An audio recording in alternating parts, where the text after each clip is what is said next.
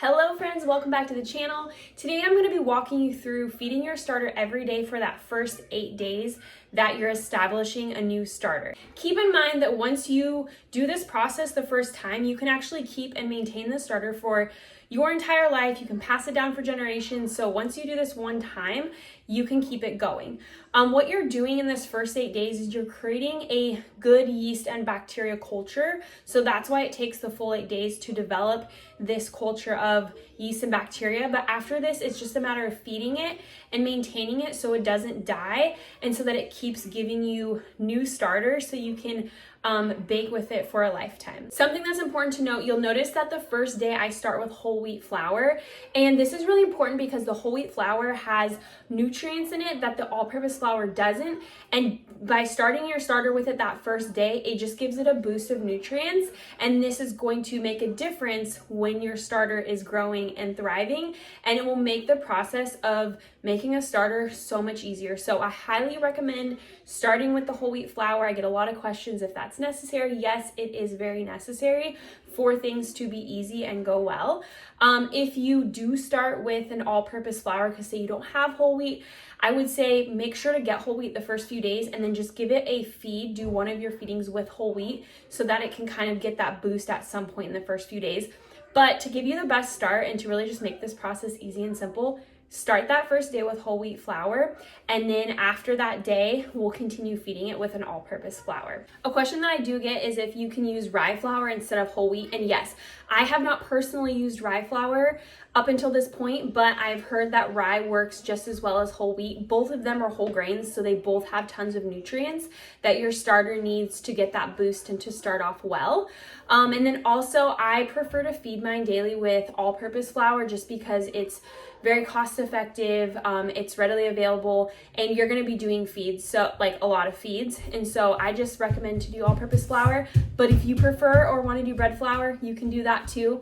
Another question I get is that can you continue with whole wheat? And you can do a completely whole wheat starter. It's just going to have a little bit different texture. It's just going to have different texture, and it's going to need a little bit of adjustment with the feeding amounts because you're going to need likely a little bit more water and moisture in your feeds. All right, so with that said, let's get started. I'm excited to walk you through every single feed for the first 8 days of establishing your starter. So starting the starter is super simple. We're simply gonna scoop out a 1/2 cup of whole wheat flour and put this in our jar. And then we're going to mix in a 1/2 cup of our water. We're gonna take our stirring stick and we're gonna just stir this up real good until it's fully mixed together. Now, if the consistency is too runny, you can add a little extra flour, or if it seems too thick, you can add a little bit extra water, but really pay attention to the consistency of this. And you can see here as I'm stirring it what the consistency should look like. And then after we're done stirring it, we're just gonna put a lightweight towel over top of it and put it in the warmest part of our kitchen. This video is gonna show you every single feed so that you can know kind of what to look for. So you notice on day 1, there's this clear liquid on top, and that's totally fine, totally normal. We're not going to discard or anything. We're just going to feed it with a 1/2 cup of flour and a 1/4 cup of water. We're going to stir this up real good, and then we're going to cover it with our lightweight towel and return it to that warmest part of the kitchen. All right, we're back now for day 2 feed. You can see that there are a few bubbles here now forming on the top and in the middle of the starter. And again, we're just going to, there's some bubbles on the side, and then we're just going to feed it with our 1/2 cup of all-purpose flour and our 1/4 cup of water.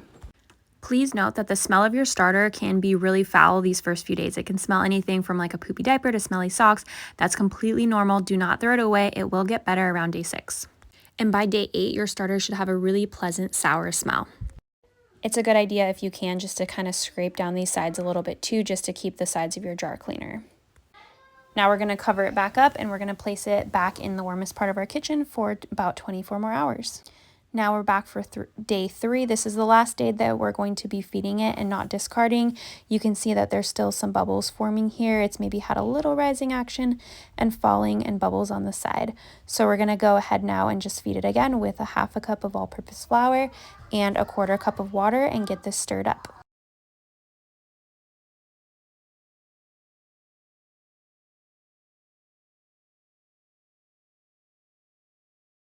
I'm going to give you another little shot here of the consistency. It should be nice and thick.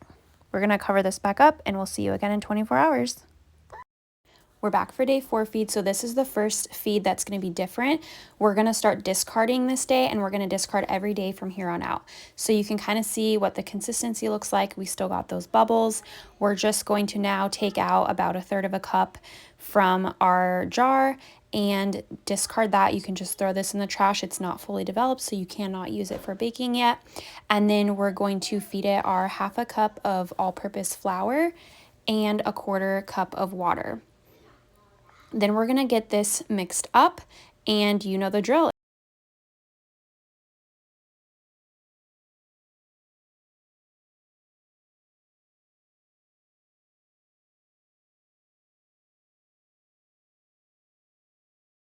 I sometimes like to just wipe off my stick just to keep all that good starter in there, but you totally don't have to do that. Then we're going to cover this up and we'll be back in 24 hours. Here we are, day 5. Again, another look at what this consistency looks like. We're going to go ahead and do our discarding, sorry. We're going to discard 1/3 cup, and then we are going to feed a 1/2 cup of all-purpose flour and a 1/4 cup of water. Mix this up and cover it for the next day.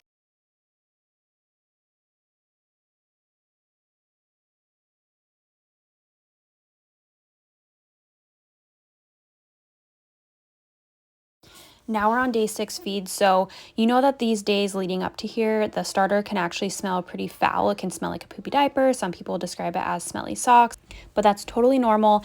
And around day 6, 7, 8, you should start noticing the smell change. It still might not smell super great around day 6, but it's starting to get that more sour smell, this like starter smell.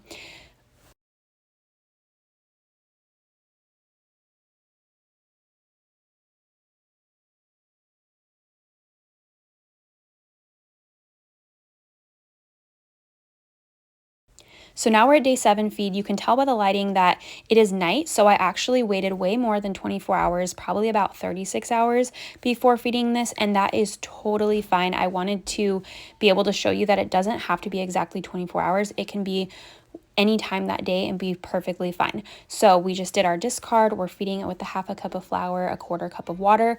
We're going to stir this up and then get it covered and sitting overnight until our feed tomorrow. Remember that this process is flexible. It doesn't have to be exactly the 24-hour mark. It can be any time the next day that you feed it.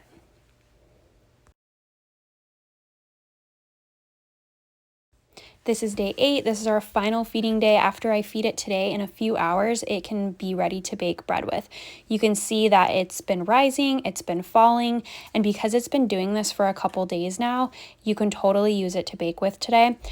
And another thing to note is the smell should be way more pleasant than what it's been the last few days. So it should start smelling like a sour, fermented, pleasant smell. And this is what your starter will smell like. You'll also notice that before it needs to be fed, it'll be a lot more sour smelling than right after you feed it. And that's totally normal. That sour smell is just a result of the fermentation process, and it means that it's ready to be fed again. So here's a photo of my starter after the 8 days of feeding. It's got nice bubbles in it and it's ready to be used. Keep in mind, depending on your environment, it may take a few more days to be ready.